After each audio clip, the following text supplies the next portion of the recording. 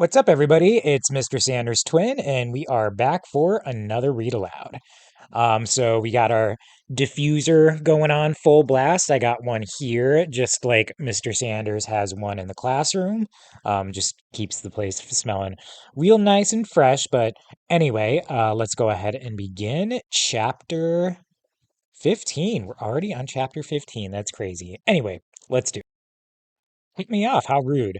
Anyway, one thing I also need to mention is that chapter 15 is quite a bit longer than chapter 14, and so I decided to split it into two parts. So this is going to be part one of chapter 15.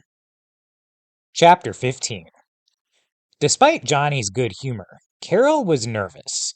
Along the horizon, she could make out a line of black stretching off into the indistinct distance. As they drew closer, the ash gave way to hard packed earth, the black road carving its somber way straight towards the heart of Miklan. Gradually, the dark line became a massive wall, whose impossible length was broken every dozen or so miles by embedded minarets, massive spires that Carol figured must serve as watchtowers or forts. Oh, fun! Johnny's voice was flat, as if even his playfulness were sapped by the enormity of the construction. I'm not sure I really want to see what's on the other side of that wall. I mean, that's some impressive architecture, but yeah, I hear you. They continued in awed silence as the wall loomed higher and higher. Soon they saw that the black road led right up to a pair of dauntingly huge gates, wrought of some slate-colored metal and flanked by obsidian towers. Beside the towers perched a half-dozen winged humanoid creatures, with the faces of women, some with hideous beaks, some feathered, others leathery. All of them were snarling.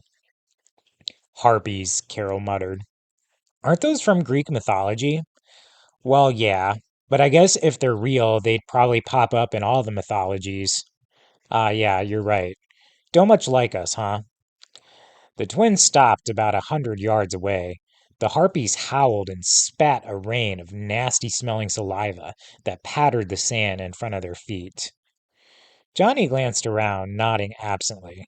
So, this is an insane question, but how do we get in? As if in answer, the heavy gates began to groan open, and a dozen wraiths swirled through the gap to materialize before the twins. Carol's mouth went dry as she scrutinized them. Gray, nearly mummified flesh stretched across their angular bones, and their eyes glowed like hot coals above ragged nostril holes and predatory teeth. They wore thick, brine-soaked leather armor across chests, forearms, and shins, as well as bone helmets filigreed in copper with hideous designs. Each of them bore a club, fashioned of copper, wood, or bone, along the lengths of which had been embedded shards of obsidian. One of the undead warriors had a black stripe running horizontally across his eyes. He stepped closer and spoke in a raspy, guttural voice. By the order of Agilab, puissant lords of Zababa, dreaded capital of Mictlan, you are now captives of the city guard. Accompany us immediately, or we will drag your living bodies through the streets by force. Johnny raised his hands in a gesture of surrender. No problem. We were headed this way anyhow, and we could use a zombie escort. Carol shot him a look. Are you an idiot? She thought at him. Do you see those weapons? Calm down. Sheesh. I just don't want them to think we're afraid of them. I am afraid. Well, duh, me too. But they don't need to know that. The captain of the guard made an impatient gesture, and the twins walked through the gates, herded by the other undead warriors. The vista that unfolded was one of densely packed gray buildings lining twisting side streets, punctuated by black spires and towering mansions. Gritty smog hung like a shroud over the metropolis, deepening the natural gloom of Mictlan. Swooping lazily through the haze or clinging to rooftops were vast murders of crows and wakes of vultures. The closest swiveled their heads hungrily at Carol and Johnny as the twins entered Xibalba. Cutting a broad swath through the midst of the city, the Black Road became an ample avenue upon which these strange figures made their way to mysterious destinations. More of the gray-skinned undead shambled along the cobblestones, along with cloaked skeletons, headless monsters, assorted were-creatures, and tall demigods of dark and deadly beauty. From time to time, shadowy forms would flit by, too fast or insubstantial to be clearly perceived, and occasionally a carriage drawn by magic or gruesome beasts would shudder past.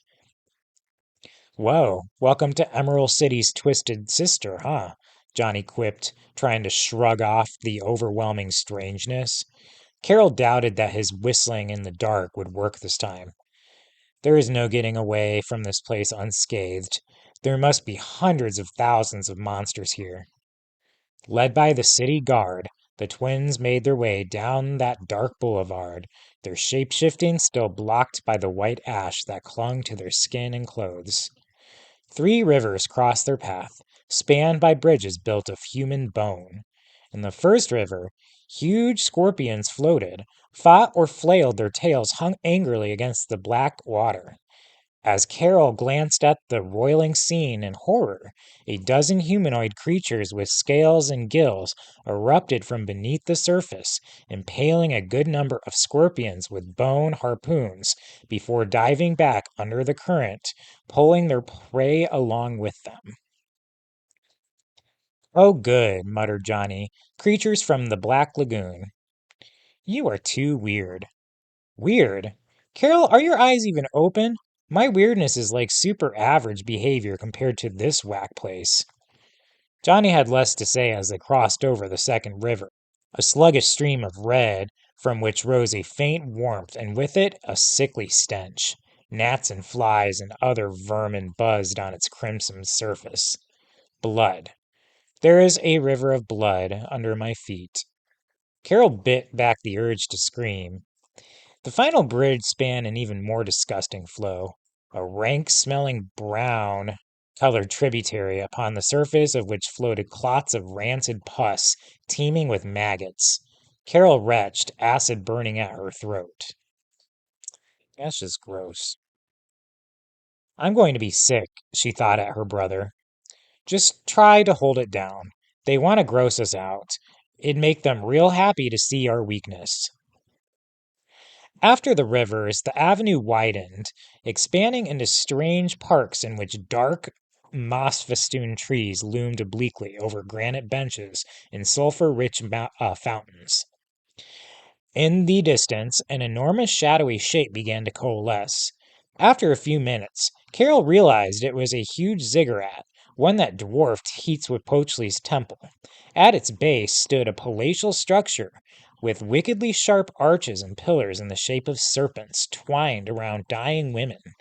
When they reached the base of the steps that led up to the building's shadowy portico, the captain of the guard stopped them. "You are ignorant living children, so I will instruct you as to proper etiquette. This is the Mitnah, the council chamber of the Agilab. As you enter the presence of the 13, you will prostrate yourself in obeisance." Johnny cocked his head. What?" Carol touched his arm gently. "They want us to lie down on the floor to show our respect." "Dude, I know what it means. He's just crazy if he thinks I'm going to kiss their bony asses like that." The undead warrior scoffed harshly. "If you do not show the proper deference, knave, you will be obligated to do so. Once satisfied with your groveling, High Lord Keeson will bid you stand. At that point, the audience will begin. You are to remain still throughout. We will escort you out again once judgment has been passed." "Wait, judgment?" Carol blanched. "Do you mean that this is a trial?" "Of course it is, wench. You are living humans, trespassing in Mictlan, standing on the very avenue of the dead in Xibalba. Your violations of the Dark Lord's decrees carry a weighty price." "Our hearts," Johnny's voice echoed in her mind. "They're going to rip out our hearts." Okay, let's answer question number 1. Why are Johnny and Carol being put on trial? You'll find these reasons in this paragraph. Of course it is. You are living humans trespassing in Mictlan, standing on the very avenue of the dead in Xibalba. Your violations of the Dark Lord's decrees carry a weighty price. A sentence starter could be, they are being put on trial.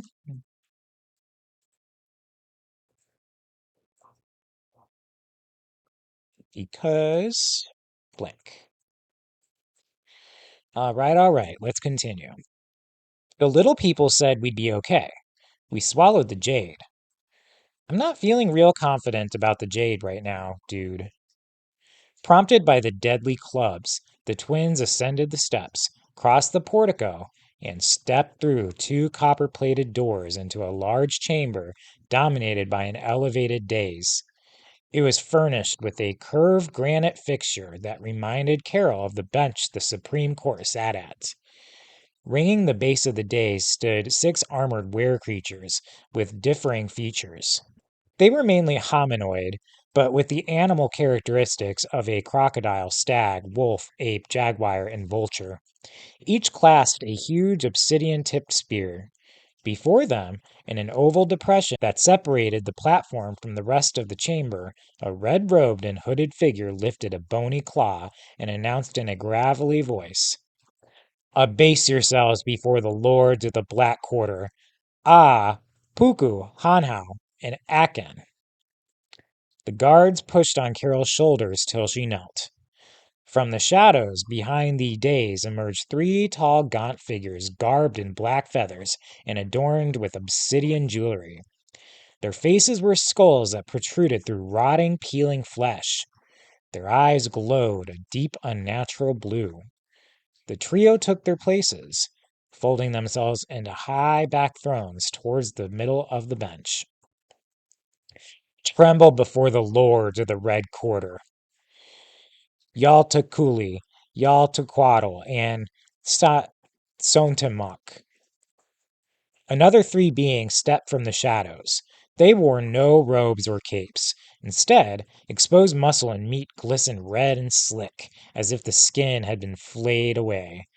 Wreaths of fire encircled their bloody heads, and their eyes were like burning coals. They took up positions near the lords of the Black Quarter, leaving a single throne between the 2 groups. Okay, I am officially freaking out, she thought at Johnny, her heart beating madly. Just pretend it's a real gory horror flick. I hate horror. Oh, that's right. Crap. Look on the lords of the White Quarter and no despair. Tachatl, Swazali, and Itzkoliki. Pale, corpse-like demons wrapped in shrouds floated across the dais. Dazzling white tongues of fire danced above their heads. Their eye sockets were empty, but the blackness within bored into Carol as they arranged themselves at the far left edge of the bench. They can see into me, she realized. They know my weaknesses.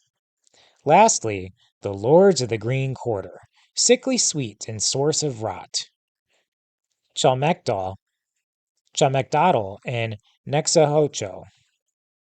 The trio that appeared next were rotting corpses whose moldy flesh was covered by moss, toadstools, and strange lichens. Bright poisonous flowers encircled their foreheads, and their bodies teemed with beetles, worms, and flies. Snakes wriggled out of their mouths and into their eye sockets as they took up spots at the far right of the dais. Okay, now even I'm grossed out, Johnny winked at her. Now prostrate yourselves, humans, before the chief of this council, speaker of the Agilab, High Lord Kissen. A very tall and very thin man strode slowly from the darkness. His dark skin clung tightly to his skull, and his lank black hair spilled down his back. He was dressed in what appeared to be elegant Spanish clothing from the 16th century, a white silk shirt, black velvet doublet and breeches, and blood-red leather boots and jerkin that Carol suddenly suspected were made of human skin. As Kissen lowered his dark brown eyes upon the twins, Carol slumped face first onto the floor, her arms outstretched. Beside her, Johnny did the same. That jerk used magic to make me go all prostrate, son of a. Stop, Johnny. Let him have his fun. Remember what we're here for. We need to get past them and get Mom. Twins! Once more. Kissen's voice was smooth and rich, but also cold and haughty. The voice of a sociopath. How I tire of twins, nonetheless. As living beings, you have trespassed in both Mictlan and its capital city, Xibalba. You have thereby violated the natural order established by the Dark One and your own feathered worm. You have further ignored edicts handed down by the Lord and Lady of Death by traveling the Black Road and using force against its guardians. Have you aught to say in your defense, urchins? Johnny pushed himself up, regarding High Lord Kissen with anger and disgust. If being alive in Mictlan is a violation of the natural order, then Tezcat did it first. He brought our mom to this stupid place, and I'm pretty sure he wants us to come looking for her. So yeah, this is jacked up. Stop pretending like you freaks have justice down here, and let's move on to the sentencing, okay? Though Carol was frightened out of her wits, she felt a surge of pride in her brother. She wanted to applaud or hug him. Kissen's powers, of course, held her firmly in place. The High Lord grimaced and gestured dismissively. Johnny's face slammed against the cold stone floor with a crushing thud. Very well. Juan Angel and Carolina Garza, the Agilab declare you guilty to your hypocritical cores. You are sentenced to die upon the great temple of Tezcatlipoca at the end of 2 more watches, 16 of your living hours. Once your young hearts have been ripped from your chests, we will feast on them. Then your shades will wend their fleshless way to annihilation at the center of Mictlan. 2 guards seized them by the shoulders and yanked them to their feet. In the interim, you are remanded to the Quali to await the ceremony that will end your meaningless lives. Kissen turned his back on them and faded into the darkness.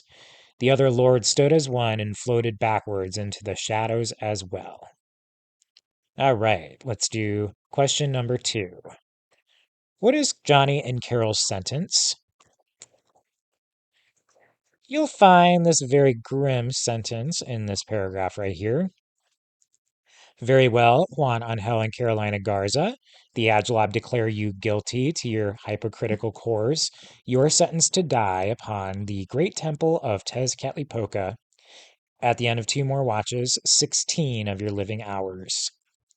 If you'd like a sentence starter, you can use their sentence is blank. Okay, let's move on. The Qualakali was a sort of stone dungeon beneath the Meatnall. Carol sat on the cold floor of their cell, scrubbing at the ash with her hands, trying to dust enough of it off to access her tonal. She believed that the little people hadn't lied and that somehow the jade could protect them from being sacrificed, but she didn't want to depend solely on that.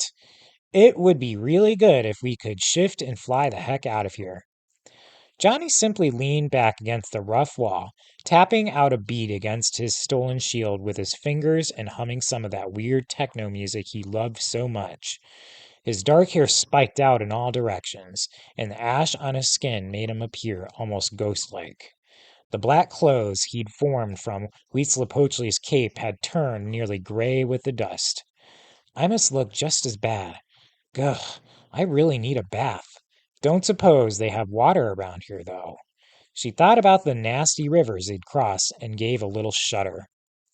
A clanging sound broke the relative silence, and their dog-headed guard peered at them through the bronze bars of the cell door. You've a visitor, maggots, and she's a goddess, so keep your distance and know your place. The door swung open at his touch, and a short, dark woman swept into the cell. She wore a red cotton shirt and huipil, a sleeveless blouse, both items decorated with black crescent moons. The hem of her skirt was spattered with mud and what smelled like excrement, a mixture that smeared her bare feet and calves as well. Her long black hair was swept back in a braid, and atop her head sat a strange conical hat with white cotton tassels. Under expressive brown eyes, her broad nose was pierced by a crescent moon shaped ornament fashioned of bone. A triangle of black spread its way across her mouth to end under her chin. In her right hand, she carried a rustic ancient broom. All right, so here's question 3. What does Carol believe will save them from being killed? You'll find this answer in this paragraph right here. She believed that the little people hadn't lied and that somehow the jade could protect them from being sacrificed, but she didn't want to depend solely on that.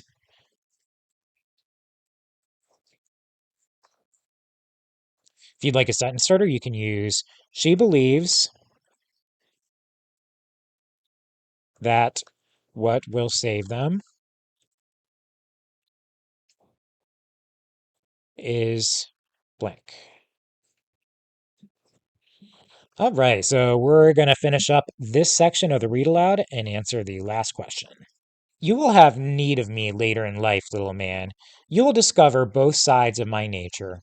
But to respond, no, I am not one of your European witches. The broom is for sweeping away filth, disease, and sadness, and the hat is a gift from my beautiful Huasteca people, crafted nearly 3 millennia ago. I am Isusin, the paradox queen of sin and forgiveness. Carol nodded. She recognized their visitor now. She had read about her in one of her father's books. They also call you Slatzatotal, don't they? Goddess of the life cycle. Excunin reached out her hand and patted Carol on the cheek.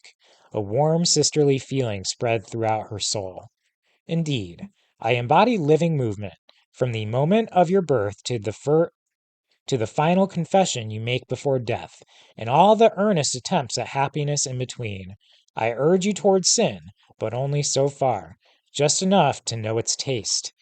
Then I devour it for you, allowing you to cleanly pass beyond.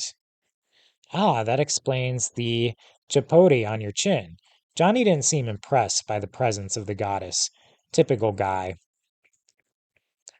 Yes, Excunin replied unperturbed. One day, if your soul chooses this route upon your death, your sin will stain my mouth as well, Juan Angel Garza. I suspect you will be less dismissive then. In any event, I have not come to sing my own praises. I am here to offer you aid. Carol's eyes widened. Why would you help us? Excunin's free hand went to her dangling silver earrings, making them jingle musically. There are many residents of Xibalba who resent Tezcatlipoca's heavy-handed usurpation of Mictlan. It is true he established this place here at the root of the world tree, but its governance was placed in the hands of the Lord and Lady Death. His interference runs counter to the natural order. I understand how frightening we must seem to you, but for thousands of years there was a discernible, noble purpose to our existence. As balance incarnate, I am disgusted by the Dark One's goal of universal destruction. He would like nothing better than for you two to be trapped in Xibalba, driven to despair by your inability to save your mother.